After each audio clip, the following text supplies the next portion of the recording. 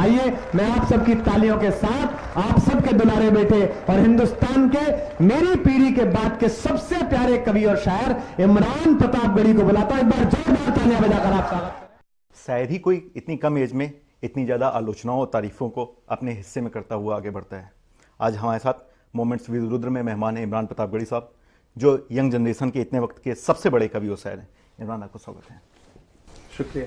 इमरान, आपकी पैदाइश इलाहाबाद में हुई, आपके 9 भाई बहन हैं। स्टेज तक के अपने सफर के बारे में बताएं, कितना मुश्किल रहा, या स्टेज से इतर अपनी जिंदगी के बारे में बताएं, क्या क्या कुछ करते रहते हैं आप जो आम लोगों को नहीं पता है। मैं एक्चुअली पैदा तो प्रतापगढ़ का हूँ, इलाहाबाद के पास का एक ज़िला है, और प्रतापगढ़ शहर से 20 किलोमीटर दूर बिल्कुल गांव का ग्रामीण पृष्ठभूमि से। शुरू में वो कल्चरल प्रोग्राम्स में शिरकत करता था स्कूल के प्रोग्राम में, तो मुझे लगा कि वो एक प्रतिभा है अंदर। कवि सम्मेलन, शायरी, ये सब सुनने का बड़ा शौक था। इस वजह से कवि सम्मेलन और मुशायरे अच्छे लगते थे। पिताजी उंगली पकड़ के ले जाया करते थे सुनाने के लिए। धीरे धीरे लगा कि मैं शायरी लिख सकता हूँ। उसी दौरान जब यूनिवर्सिटी आना हुआ, थोड़ा सा बड़े शहर में आया, बड़े कैनवस पे आया, तो छोटे छोटे यूनिवर्सिटी के प्रोग्राम में शिरकत करता था। फिर एक प्लेटफॉर्म मिल गया, आज दुनिया इस हवाले से जानती पहचानती है, तो अच्छा लगता है, बहुत अच्छा लगता है। जिंदगी का वो कौन सा मकाम था जब आपको लगा कि आप लिख सकते हैं, आपको लोग पसंद कर सकते हैं, आपके अंदर वो हिम्मत आ गई कि हाँ, अब वो मेरे अंदर ताकत आ गई कि मैं लोगों को अपना लिखा सुना सकता हूँ? ऐसा मेरा ख्याल है कि यूनिवर्सिटी के में जब ग्रेजुएशन के फर्स्ट ईयर में था, तब यूनिवर्सिटी में एक कंपटीशन हुआ था पोएट्री का। उस दौरान पहली बार एक कविता मैंने वहाँ पे पढ़ी थी, टूटी फूटी सी, और जब पहली प्राइज मिली तो मुझे लगा कि नहीं, जो मैं कर रहा हूँ उसे स्वीकार किया जा रहा है, उसे कबूल किया जा रहा है। तो वो लम्हा ऐसा था जिसने एक नई राह दी मुझे मेरी जिंदगी के लिए। आज आप बहुत कामयाब हैं, सफलता के काफ़ी आपने मकाम छू लिए हैं, तो कोई एक ऐसा शख्स या कोई ऐसा जुड़ा परिवार से या निजी जिंदगी से जिसने आपको इसमें सहायता की हो, या जिसको आप थोड़ा सा श्रेय देना चाहते हैं कि हाँ, उसकी दुआओं के या उसके साथ के बदौलत आप इस मुकाम पर पहुंचे? नाम तो बहुत सारे हैं, सब गिनाए भी नहीं जा सकते। खास तौर से मैं जहाँ से मैंने इंटरमीडिएट की पढ़ाई पूरी की, वहाँ के प्राचार्य थे मिस्टर LB सिंह। अच्छा।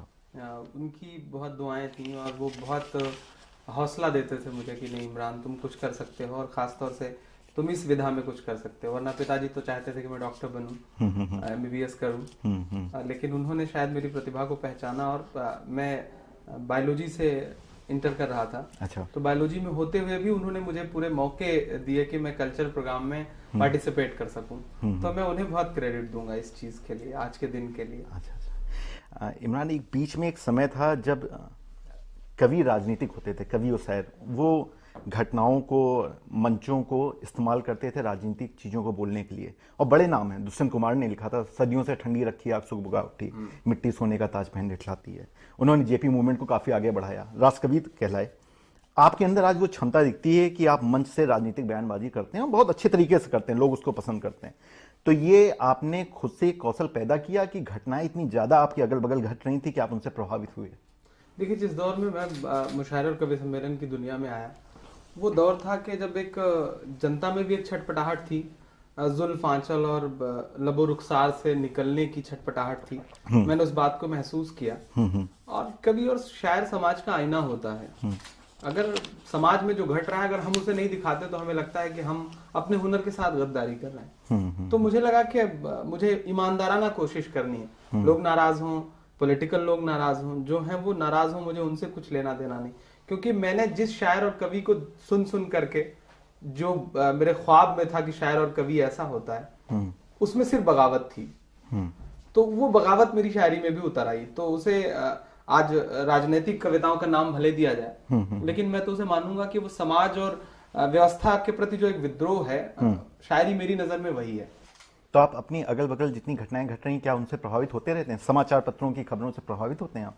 समाचार पत्रों की खबरें हमें जानकारी तो देती हैं, लेकिन जो किसी शायर और कवि का दिल होता है, वो ये सच है कि आम इंसानों से कुछ अलग होता है जी। तो बहुत प्रभावित तो नहीं होता वो, लेकिन उनसे जानकारियां हासिल करके फिर उनकी गहराई में जाके उसे अपने नजरिए से दुनिया के सामने रखता है। तो कहीं ना कहीं वो थोड़ा बहुत तो प्रभावित करती हैं चीजें आसपास घट रही हैं। अच्छा, आपका नाम इमरान है, मुस्लिम नाम है, साफ दिखता है, लेकिन आपको बार बार ये बताने की जरूरत क्यों पड़ती है कि आप मुस्लिम हैं? आपकी कविताएं, आपके शेर, नज्म, ये इस बात का एहसास क्यों कराते हैं बार बार कि आप मुस्लिम हैं? देखिए, पिछले 2 दशक में जो इस देश में राजनीतिक घटनाक्रम रहे हैं, या फिर जो पहचान का संकट है, मैं सीधे सीधे कहूँ कि पहचान का संकट है, वो मेरे युवा मन को भी प्रभावित करता है, वो मेरे युवा मन पर भी असर डालता है। तो जो मेरे बड़े होने के जो दिन रहे हैं, वो इस देश के बहुत जो कौमों में जो बिखराव है या व्यवस्था का जो आतंक है, मैं सीधे सीधे कहूँ, कुछ दलितों पर या फिर एक खास कम्युनिटी जिसका शिकार रही है, वो छटपटाहट मुझे भी है, मेरे मन में भी उसका असर है। तो वो कभी कभी कविता में उतर आता है, तो उसे उसी परिप्रेक्ष्य में देखना चाहिए। चूंकि हम लोग का ये चर्चा हम लोग की सोशल मीडिया के लिए है, तो सोशल मीडिया के मैंने काफ़ी चीज़ें आपके बारे में सर्च की जिसमें आपकी आलोचनाएं हैं, तारीफ हैं, सबको तो शामिल करना हो भी नहीं पाएगा। एक सवाल है, लखनऊ के एक युवा और बेहद सार्थक पत्रकार हैं हिमांशु वाजपेयी, वो एक स्टेटस अपडेट करते हैं अकबरुद्दीन ओवैसी के बारे में। वो कहते हैं कि हैदराबाद में रहने वाले वरिष्ठ उर्दू व्यंगकार पद्मश्री मुस्तफा हुसैन ने मुझसे कहा ये लोग घटिया लोग हैं। ओवैसी साहब के बारे में कहा, फिरका परस्ती को फरोग देने वाले, हैदराबाद के मुंह पे इनसे ज़्यादा कालिक किसी ने नहीं पोती, हैदराबाद ने इन्हें काफ़ी हद तक कंट्रोल करके रखा है, लेकिन अफसोस की बात है इनकी पार्टी दूसरे सूबों में भी पहुंच रही है। मुल्क के अपोजिट कल्चर को इनसे खतरा है, और सबसे बड़ा खतरा तो खुद उन मुसलमानों को है जिनकी मसीहाई का ये लोग दावा करते हैं। अब आप इमरान, आपके लिए मेरे पास सवाल है कि आपने उन्हें हिंदुस्तान का अकबर, हैदराबाद का बेटा, फिरका परस्तों का दुश्मन, पता नहीं आपने जो जो कहा, क्या आप अपने उन लाइन्स पे कायम हैं कि हालिया कुछ बदले राजनीतिक घटनाक्रमों में थोड़ा सा चेंज आया आपके नजरिए में? क्योंकि नजरिया बदलना चाहिए समय के साथ। आप क्या सोचते हैं? मैं उन्हें बतौर राजनेता या बतौर सियासतदान बहुत पसंद नहीं करता, मैं सीधे सीधे ये बात कह रहा हूँ। जब मैंने उन पर ये नज्म कही थी, वो ऐसा दौर था जब इस देश में एक बहस छिड़ी हुई थी कि घृणित स्पीच या फिर हेट स्पीच जैसी कोई चीज होती है। अकबरुद्दीन ओवैसी से पहले भी इस देश में बहुत भड़काऊ भाषण होते थे, जहरीले भाषण होते थे। उनकी वो तकरीर जो कोट की गई चैनलों के जरिए या जिसकी वजह से उन पर मुकदमा कायम हुआ, उससे पहले भी इस देश में बहुत तकरीरें हुई। मैं जहां पैदा हुआ हूं वो बिल्कुल शुद्ध गांव है, लेकिन मुझे आज भी याद है कि जब मैं 4th या 5th में पढ़ता था, उस दौरान मेरे चौराहे पर, जो बिल्कुल गांव का चौराहा है, वहां पर साध्वी रितंभरा की तकरीरें बाकायदा लाउड स्पीकर पे चलती थी। उमा भारती की तकरीरें चलती थी, ऑडियो कैसेट में चलते थे वो बाकायदा। हमारे गांव के कुछ तथाकथित स्वयंभू लोग चंदा करके वो लाउड स्पीकर पर बजाते थे। मैंने उस समय से जहरीली तकरीरों को सुना। मैं अकबरुद्दीन ओवैसी साहब का सिर्फ एक चीज के लिए शुक्रिया अदा करूंगा, वो राजनीति जो कर रहे हैं, मैं खुद मानता हूं कि वो बहुत अच्छी राजनीति नहीं कर रहे हैं, या जो भाषण दे रहे हैं वो इस देश की जो गंगा जमुनी तहजीब है उसे तोड़ने वाला भाषण है। ये सच है, मैं इससे इत्तेफाक रखता हूं। लेकिन उनका सिर्फ एक बात का शुक्रिया कि उन्होंने एक बहस शुरू करवा दी इस देश में कि देश में जहरीली भाषण जैसी कोई चीज होती है।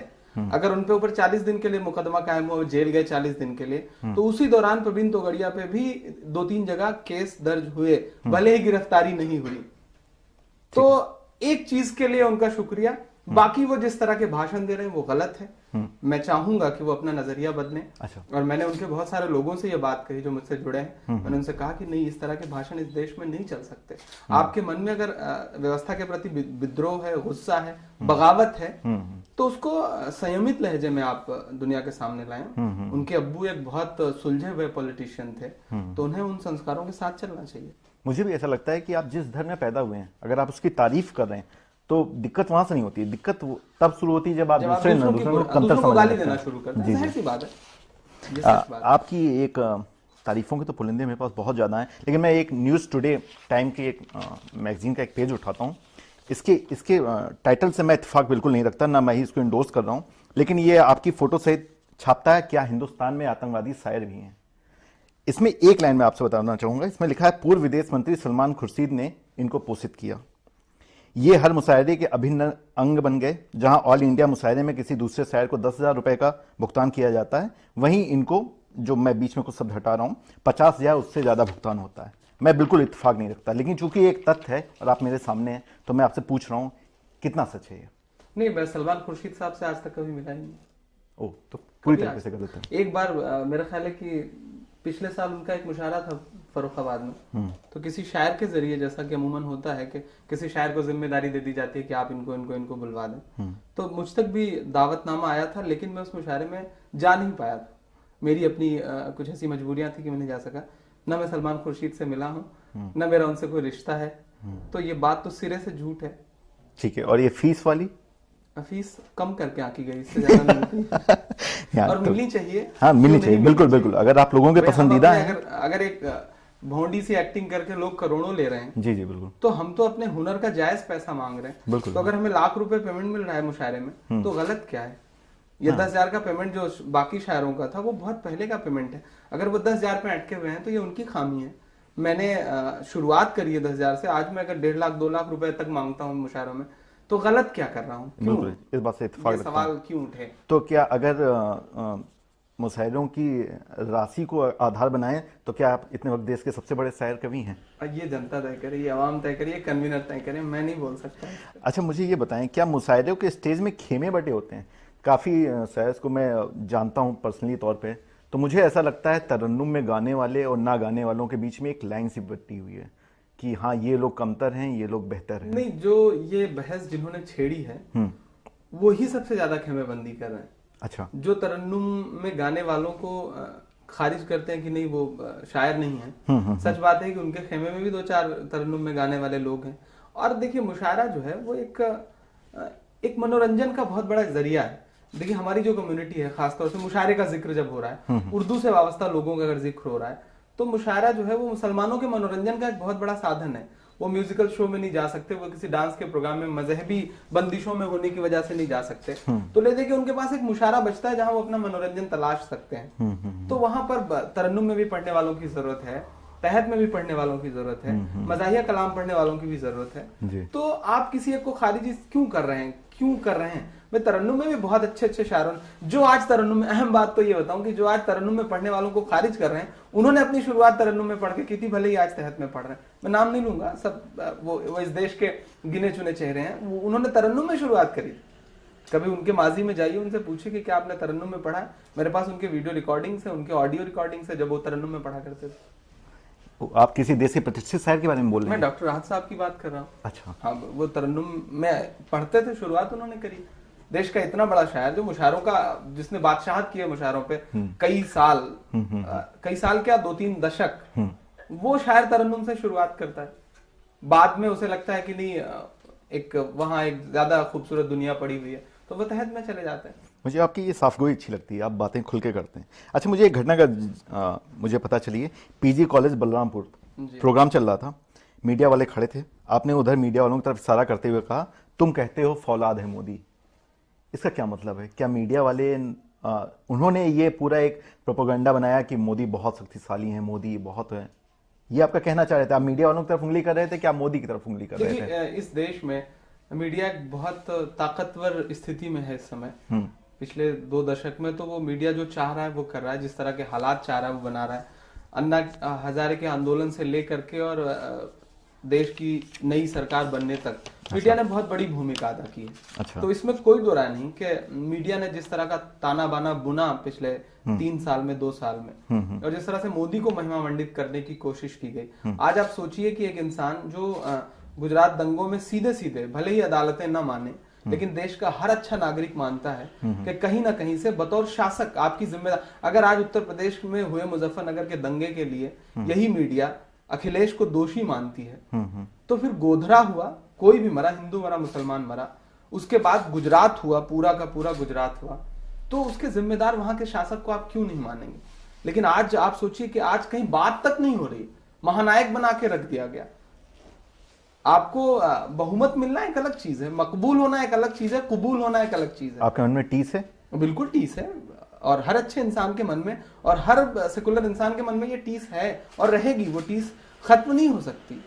आपके दामन पे दाग रहे हैं उसे, ठीक है, आप कभी कभी आपकी बुराइयों पे आपकी अच्छाइयां भारी पड़ जाती हैं। मैं उम्मीद करता हूं कि आने वाले हिंदुस्तान में जो 10-20 साल हो इस देश के, वो इस तरह के जितने भी मरहले हैं सब भुला दिए जाए तो बहुत अच्छा है, लेकिन टीस तो है।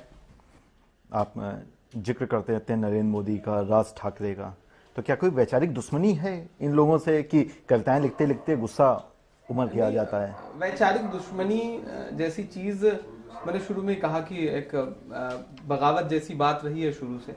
भाई जिस शख्स के परिवार के मुखिया को इस देश का सुप्रीम कोर्ट 6 साल के लिए वोट देने से प्रतिबंधित कर देता हो, अगर उसे तिरंगे में लपेट करके उसकी शव यात्रा निकलेगी तो बोलना तो पड़ेगा ही ना। हम बोलेंगे, सुनने वाले क्या प्रतिक्रिया देते हैं वो उन पे डिपेंड करता है।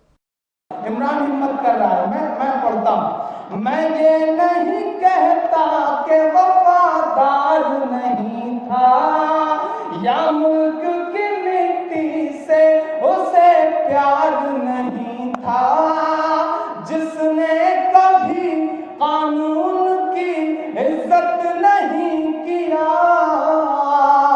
इज्जत नहीं किया, जिसने कभी कानून की इज्जत नहीं किया, वो शख्स तिरंगे का तो हकदार नहीं था, वो शख्स तिरंगे का तो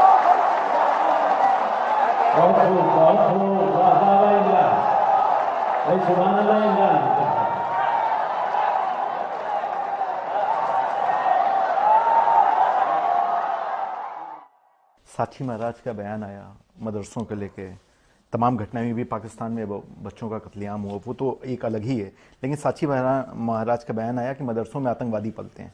चूंकि आप उस तरह की जगहों से निकले हैं कि आप बेहद अच्छी तरीके से जानते होंगे क्या होता है क्या नहीं होता, तो इस बयान को कंडेम करते हैं या कुछ ऐसी चीजें बताना चाहेंगे जो शायद उनको नहीं पता हो? नहीं, साक्षी महाराज जी तमाम घाट का पानी पी चुके हैं, उन्हें सारी चीजें बहुत अच्छे से पता हैं। वही साक्षी महाराज हैं जो पहली कुदाल मारने का दावा करते हैं बाबरी मस्जिद पर, लेकिन वही साक्षी महाराज राज्यसभा जाने के लिए समाजवादी पार्टी का सहारा भी लेते हैं, फिर पलट के जाते हैं। तो मैं एक बात सीधे सीधे कहता हूँ कि मैं हिंदी माध्यम से पढ़ा हुआ हूँ, मदरसों में मैंने पढ़ाई नहीं की, लेकिन बहुत सारे ऐसे लोग हैं जिनसे मेरा जुड़ाव है। मेरे अब्बू के अच्छे दोस्त हैं जो मदरसा चलाते हैं, कई सारे लोग ऐसे हैं। और इस देश के तमाम मदरसों में मैं गया, क्योंकि मुझसे एक ऐसी नज्म हुई, ऊपर वाला कहलवाता है, कोई है जो आपसे कविताएं कहलवाता है, आप खुद नहीं कह सकते। तो मदरसे पे एक नज्म होने की वजह से मेरी पहचान जो बनी दुनिया में, वो मदरसे की नज्म की वजह से बनी, मत जोड़ो आतंकवाद का नाम मदरसों से।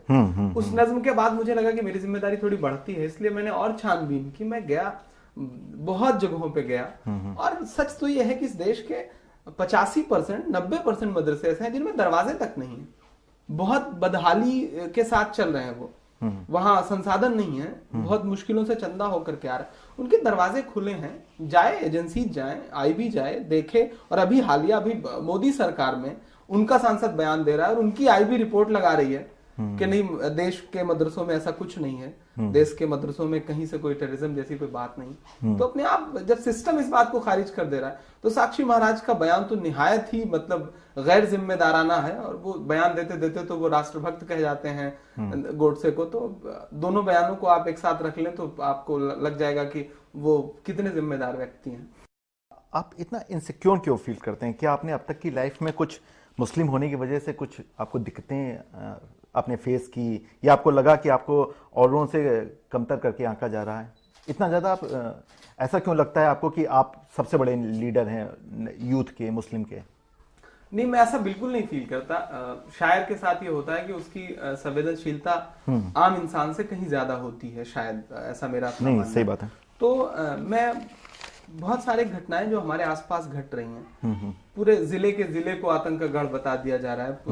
मैं उन बच्चों के पिताओं से मिला, मैं उन बच्चों की माओं से मिला, वहां फिर जाके मुझे लगता है कि यार अगर इस बच्चे की जगह मैं होता तो, जिसे गोली मार दी गई, या इस बच्चे की जगह मैं होता जिसे उठा लिया गया और 11 साल बाद हमारे देश की अदालत से बाइज्जत बरी कर रहे, अगर मैं होता तो, जब ये बात मन में आती है कि मैं होता तो वहां पर उस जगह पर, तो फिर मैं उस माँ बाप की जगह अपने माँ बाप को रखता हूँ। तो दर्द भी होती है, दर्द भी होता है, असुरक्षा भी पनपती है अंदर, और लगता है कि मैं बोल सकता हूँ क्योंकि ऊपर वाले ने मुझे एक हुनर दिया है, मेरे पास एक मंच है, मुझे सुनने वाली जनता, तो फिर मुझे लगता है कि मुझे बोलना चाहिए। बस इतनी सी बात है। आपके फेसबुक पे इमरान प्रतापगढ़ी पेज पे 46,300 लाइक्स हैं इतने वक्त, जो अभी मेरे पास अपडेट आंकड़ा, अभी तक तो बढ़ गया होगा, बहुत तेजी से बढ़ता है। यूट्यूब पे आपके कुछ वीडियोस को 2 लाख से ऊपर व्यूअर्स मिले। तो आपको क्या लगता है कौन सी वो खास चीज है जो आपको औरों से अलग कर देती है? देखिए, जब मैं मुशायरे में आया था 4-5 साल पहले, तो वही जुल्फ, वही रुखसार, वही लब, वही आंचल, वही दामन, इससे आगे शायद लोग हिम्मत नहीं कर रहे थे, या फिर उन्हें लगता था कि जो एक पारंपरिक शायरी है वही शायरी है। मैं आया ही था दायरे तोड़ने के लिए। जब मैं मुशायरे में आया और मैंने पहली नज्म कही, मत जोड़ो आतंकवाद का नाम मदरसों से, तो लोग चौंके।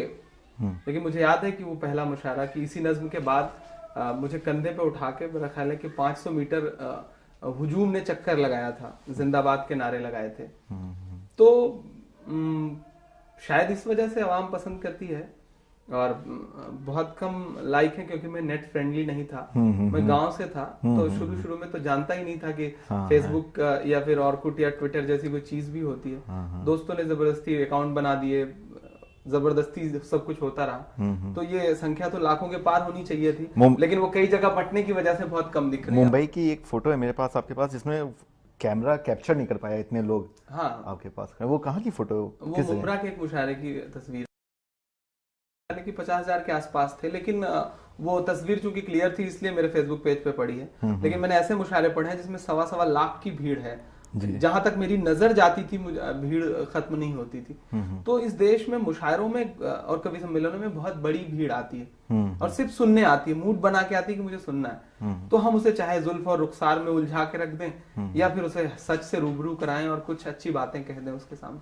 तो मैं दूसरा वाला पहलू लेके चल रहा हूँ। इमरान जी, आपने लगातार राजनीतिक कवि और शायर के तौर पे जाने जाते हैं, आपकी कविताएं और शायरी उसी का हिस्सा रही हैं।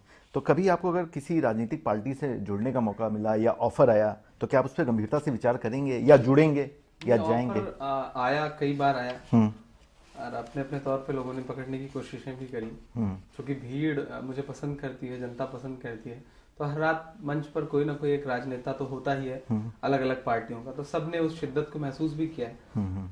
लेकिन अभी मुझे लगता है कि मैं जहां हूँ, शोहरत को जिस सलीके से मैंने हासिल किया है, मैं उसे जीना चाहता हूँ अभी। तो अभी बहुत इरादा नहीं है, लेकिन देखा जाएगा। जरूरत महसूस हुई तो कलम छोड़ के कुछ और भी उठाया जाएगा। आप तैयार हैं? शायद। अच्छा है। ये तो आप, मेरे ख्याल से आप अकेले ऐसे शख्स हैं जिन्होंने इंडिविजुअल शोज करने शुरू किए हैं। एक कवि या शायर के तौर पे आपको अकेले बुलाया जा रहा, लेकिन मुशायरों से इतर भी आपकी एक जिंदगी है। क्या कुछ करते रहते हैं आप? क्या कुछ नया करते हैं?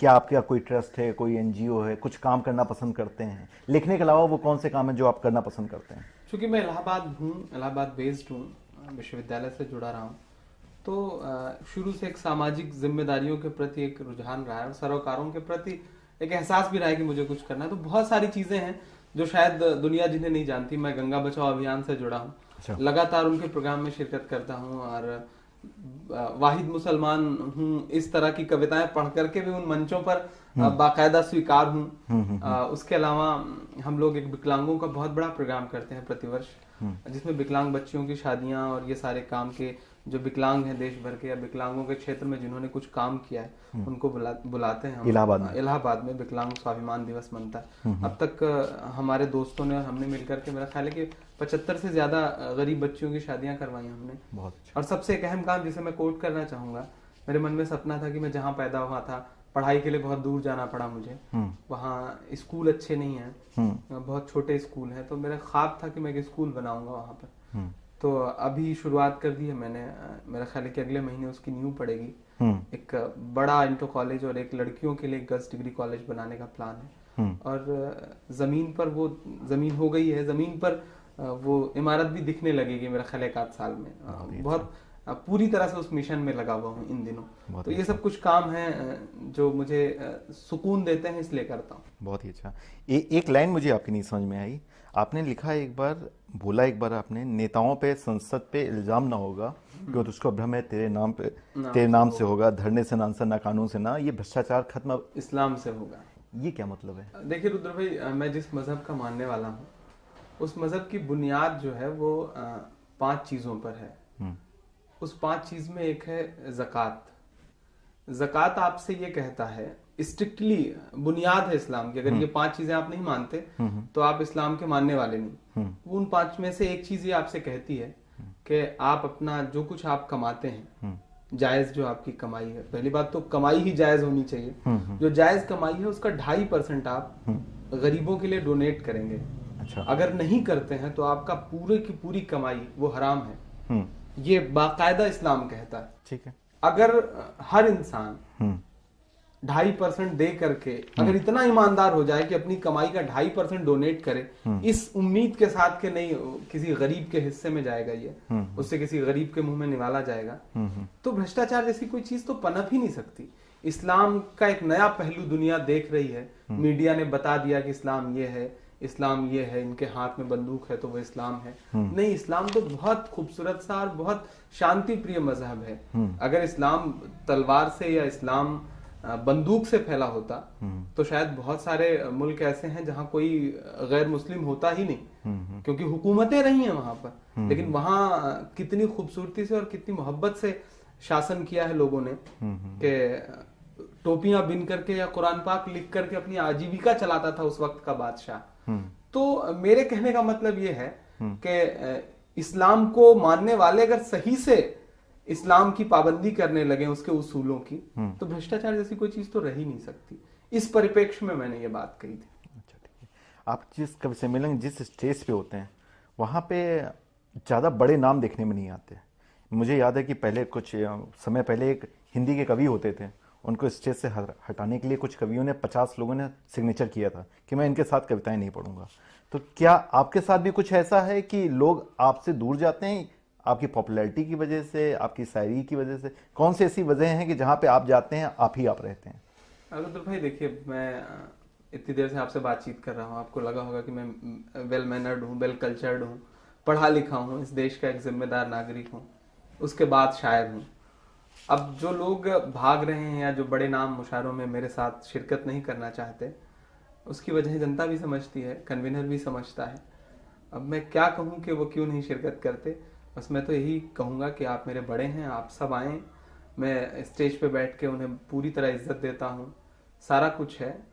अब दौर बदलते रहते हैं, कभी आपका दौर था, आज धीरे धीरे मेरा दौर आएगा, कल किसी और का दौर आएगा, तो सबको कबूल करना चाहिए। बस मैं अपने बड़ों से यही कहूँगा। ये सही है कि अघोषित इस तरह की मुहिम चल रही है देश में कि इमरान होंगे तो हम नहीं आएंगे। ठीक है, मान रहे हैं। हाँ बिल्कुल, मैं मानता हूँ इसे। मुझे मेरे कान तक वो बातें आती हैं कि इमरान रहेंगे तो हम नहीं आएंगे, या इस तरह की शर्त लगाई जाती है कि हमारे पढ़ने तक इमरान स्टेज पर ना रहें। ये कुछ बड़े नाम हैं। हाँ, कुछ बड़े नाम है देश के, वो बाकायदा इस चीज को कोट करते हैं कि हमारे पढ़ने तक इमरान स्टेज पर ना आए, क्योंकि इमरान के आने के बाद हंगामा होता है, सुनने का मूड लोगों का बदल जाता है। तो इस तरह की चीजें चल रही हैं। लेकिन इन सब के बीच मैं मजे ले रहा हूँ, मैं मुशायरों की जिंदगी को जी रहा हूँ, मुझे अच्छा लग रहा है। ये सब ना हो तो फिर मजा भी नहीं आता ना, कंट्रोवर्सी ना हो, थोड़ा सा विरोध ना हो, तो फिर जिंदगी का मजा क्या है। अच्छा, आज की युवाओं के लिए क्या संदेश देना चाहेंगे जिनकी जागरूकता शायरी कविताओं में है? क्या कुछ बेसिक हैं जो आप बताना चाहेंगे कि वो कल्पना शक्ति को बढ़ाएं, लिखने की क्षमता को बढ़ाएं?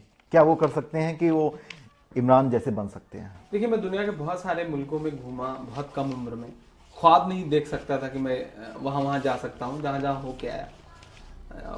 भागती दौड़ती सी जिंदगी में हमारे आसपास सीमेंट का एक जंगल खड़ा है, कुछ बंद घर हैं, बड़ी गाड़ियों में निकलते हुए लोग हैं, खोखले चेहरे हैं। इस सब के बीच में मनोरंजन तलाशने के लिए इंटरनेट है जहाँ बहुत सारी बुराइयां हैं, टीवी चैनल्स है जहाँ इतने सारे चैनल हैं कि आप उसमें खो जा रहे हैं, तो आपकी जो रचनात्मकता है वो पूरी तरह से मरती जा रही है।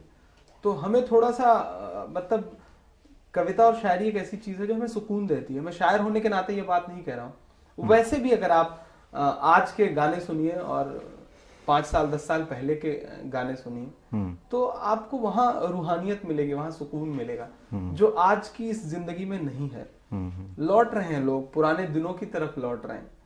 तो थोड़ा सा मैं अपनी जो हम उम्र जो जनरेशन है उससे यही कहना चाहूंगा कि थोड़ा सा लौटिए, जिंदगी को जीने की कोशिश कीजिए। और मुश्किल 60 साल की जिंदगी है, इसमें इतना मत भागिए कि भागते भागते ही जिंदगी खत्म हो जाए। ठहरिए, सोचिए, खूबसूरती के साथ जिंदगी को जीने की कोशिश करिए। कविता, शायरी, ये चीजें आपको सुकून देंगी। सही बात है।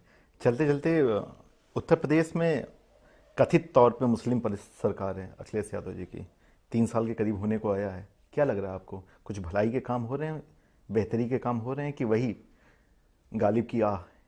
नहीं, पहली बात तो ये जुमला कि कथित तौर पर मुसलमानों की सरकार है, मैं इससे बिल्कुल इत्तेफाक नहीं करता, क्योंकि राजनीति में कुछ चेहरे दिखाने के लिए आगे किए जाते हैं और उसका फायदा लिया जाता है।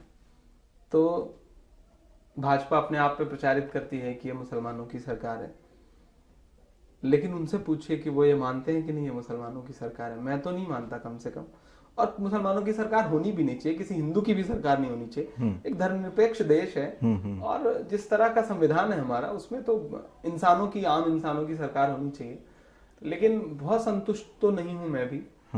और लेकिन जिस हिसाब से उनके सर्वोच्च नेता को मुल्ला मुलायम कहा जाता है, तो क्या वो जो उनके ऊपर कसीदे गढ़े जाते हैं उस पर वो खरे उतरते हैं कि नहीं? जो कहने वाले लोग हैं उन्हें पता है कि जब हम मुल्ला मुलायम जैसा शब्द इस्तेमाल करेंगे तो दूसरी तरफ एक ध्रुवीकरण होगा, उससे हमारा राजनीतिक फायदा होगा। मैंने आज तक कोई ऐसा काम नहीं देखा है मुलायम सिंह जी का जिसे उन्हें मुल्ला जैसी कोई उपाधि दी जा सके। अच्छा। एक बहुत अच्छा सा शब्द है वो, लेकिन उसको बहुत गलत तरीके से इस्तेमाल किया गया और उसको बहुत निगेटिव वे में रख दिया गया। तो सरकार, अखिलेश जी से उम्मीद बहुत है, युवा है इसलिए और उम्मीद है उनसे, और वो कुछ काम ठीक कर रहे हैं, बशर्ते वो काम जमीन पे उतरने दें। बाकी जो कॉकस बना हुआ है वो उस काम को अगर जमीन में उतरने दें तो मुझे लगता है कि सरकार सफल रहेगी। और अभी 3 साल हुए हैं, जो उम्मीद दिख रहे, लग रहा है कि 5 साल आते आते कुछ बेहतर होगा, और हम बेहतर की उम्मीद कर सकते हैं। नहीं बेहतर होगा तो बोलेंगे, उसके खिलाफ भी बोलेंगे। इमरान, आपसे बात करके बहुत अच्छा लगा। उम्मीद करते हैं अगली बार आपसे मिलेंगे तो आपके पास कामयाबियों का एक बड़ा गट्ठर होगा। हम लोग बड़े जैसे इंटरव्यू करते हैं उसमें मैं अपनी बात कह के इंटरव्यू खत्म कर देता हूँ, लेकिन मैं आज आपसे चाहता हूँ कि आप कोई भी अपनी कविता या नज्म या कोई गजल एक तरन्नुम में गा के सुना दें तो इस इंटरव्यू का मजा हो जाएगा। नहीं, आपका हुक्म है, मैं जरूर सुना दूंगा। और ये आपकी बहुत अच्छी कोशिश है, खुदा करे कि हम इस इंटरव्यू में कई बहुत बड़े बड़े लोगों को देखें, जरूर देखें। 4 पंक्तियां जो और एक दूसरे इमरान के पहलू को उजागर करती हैं, वो मैं सुना दे रहा हूँ। वो बहुत कम लोगों ने सुनी, क्योंकि मुशायरों के मेरी दूसरी नज़मों की मकबूलियत के शोर में वो 4 मिसरे दब से गए, लेकिन वही असली इमरान है, वही असली मुसलमान है। मैं 4 मिसरे वो पढ़ दे रहा हूँ। चाक है जिगर फिर भी आए हैं रफू करके, चाक है जिगर फिर भी आए हैं रफू करके, जाएंगे हकीकत से तुमको रूबरू करके, प्यार की बड़ी इससे और मिसाल क्या होगी, हम नमाज पढ़ते हैं गंगा में वजू करके, हम नमाज पढ़ते हैं गंगा में वजू करके। यही असली इमरान है, यही असली हिंदुस्तान है। हम सब बस इसी की कल्पना करें और इसी के लिए दुआ करें। शुक्रिया, अच्छा लगा मुझे भी आप सबसे मिलके, और उम्मीद करूंगा कि फिर कभी इसका हिस्सा बनूं।